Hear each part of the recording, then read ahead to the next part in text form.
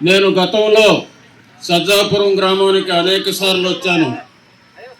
నేను వచ్చినన్ని సార్లు ఇక్కడున్న ఎమ్మెల్యే వచ్చుండడం, నేను ఎమ్మెల్యే కాకున్నా కూడా అనేక అభివృద్ధి కార్యక్రమాలు మీ గ్రామంలో గతంలో చేశాను. మొన్న 9 నెలల కిందట ఛార్జ్ తీసుకున్న తర్వాత ఇప్పుడు కూడా చేయడం జరిగింది.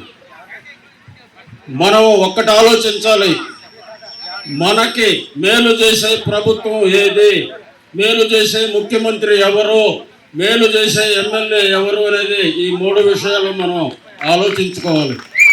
మనం ఈరోజు చూసినట్లయితే భారతదేశంలో ఎక్కడా లేని విధంగా ప్రతి పేద మధ్యతరగతి కుటుంబాలకి ఆర్థికంగా మన ముఖ్యమంత్రి ఆదుకోవడం మీ అందరికి కూడా తెలుసు.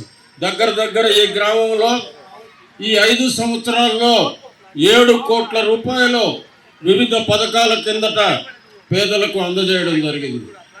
అదేవిధంగా 3 కోట్ల రూపాయల అభివృద్ధి పనులు ఈ 5 సంవత్సరాల్లో మన ప్రభుత్వం తరఫున ఈ గ్రామాల్లో జరిగినాయి.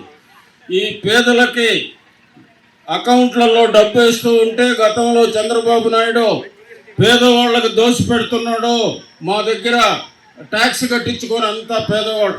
ఎప్పుడైతే గ్రామాల్లో కానీ పట్టణాల్లో కానీ పేదరికం తగ్గితేనే ఆ గ్రామాలు బాగుపడతాయి. పేదవాళ్ళుగా ఉంటే ఆ గ్రామాలు బాగుపడవు, ఎప్పటికి కూడా ఆ గ్రామాలు అట్నే ఉండిపోతాయి. ఈరోజు పేదవాళ్ళకి ఆర్థికంగా సహాయం చేయడమే కాకుండా స్కూళ్ళకి మెరుగులు దిద్ది మంచి విద్య ఈరోజు పేదవాళ్ళకి అందించడం జరుగుతుంది. ఇంగ్లీష్ మీడియం అందించడం జరుగుతుంది.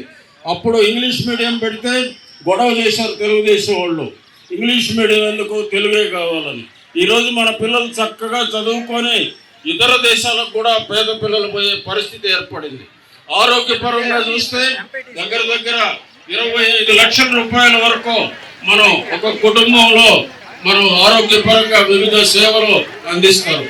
మనకు కావాల్సింది ముఖ్యంగా ఆర్థికంగా పేదవాళ్ళు ఎదగాలి, వాళ్ళ పిల్లలు చక్కగా చదువుకోవాలి, వాళ్ళ ఆరోగ్యం బాగుండాలి, వాళ్ళ ఇళ్లలో ఎవరైనా పెద్దలు ఉంటే వాళ్ళ పెన్షన్లు అందాలి. ఈ 5 సంవత్సరాలు మీ ఇళ్లకే పెన్షన్లు తీసుకొచ్చి వాలంటీర్ల ద్వారా ఇవ్వడం జరిగింది. అదేవిధంగా రేషన్ మీ ఇళ్లకే చేర్చడం జరిగింది. ఇవన్నీ చూసి ఎట్లయినా ఈ వాలంటీర్ వ్యవస్థను రద్దు చేయాలనే ఉద్దేశంతో వాలంటీర్లు రాకుండా కోర్టుకు పోయి ఆర్డర్ తీసుకొచ్చిన ఘనత చంద్రబాబుకు దక్కింది. మీరు అన్ని కూడా గమనించాలి.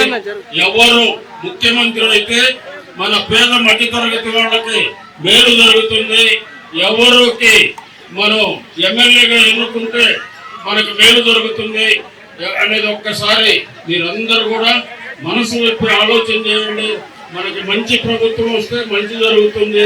చంద్రబాబు లాంటి వాడు గారు వస్తే పొరపాటున కరువు కాటకాలు పథకాల్లో సగం పథకాలు ఆగిపోవడం, ఈ వాలంటీర్ వ్యవస్థ రద్దు కావడం, ఇవన్నీ కూడా జరుగుతాయని మీ అందరూ కూడా తెలియజేసుకుంటూ మీరందరూ కూడా మంచి మనసుతో మమ్మల్ని ఆశీర్వదించాలని, అసెంబ్లీకి ఎమ్మెల్యే అభ్యర్థిగా నన్ను, పార్లమెంటుకి విజయసాయి రెడ్డిని, ముఖ్యమంత్రిగా జగన్మోహన్ రెడ్డి గారిని మీరందరూ ఆశీర్వదించాలని మిమ్మల్ని అందరినీ మనస్ఫూర్తిగా కోరుకుంటూ మీ అందరూ ఆశీర్వచనాలు మరొకసారి కోరుకుంటూ సెలవు తీసుకుంటున్నాం.